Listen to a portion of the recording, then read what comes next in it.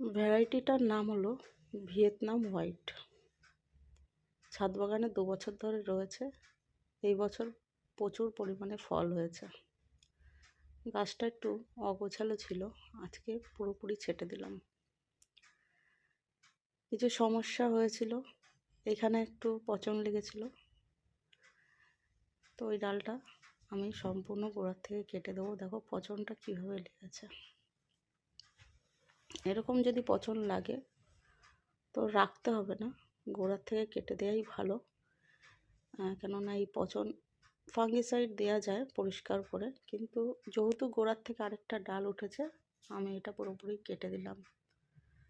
তো যারা চারার জন্য আমার সাথে যোগাযোগ করেছো তাদেরকে বলবো, প্রচুর চারা করেছি এবার। ভিয়েতনাম কিং, হোয়াইট, আসন্তা 2, AX সমস্ত চারা কিন্তু পাবে। জাম্বু রেড, সিয়াম রেড। তো সবাই যোগাযোগ করতে পারো যারা যারা চারা নিতে ইচ্ছুক।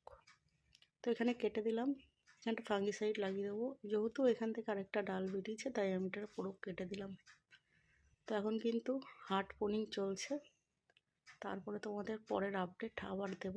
দেখো কিভাবে পাশ থেকে ইঁদুরে খেয়েছে বলে এই পচনটা, আর কিছুই না। তো পুরো জৈব বাগান করো, ছাদ বাগানে অবশ্যই ড্রাগন গাছ লাগাও।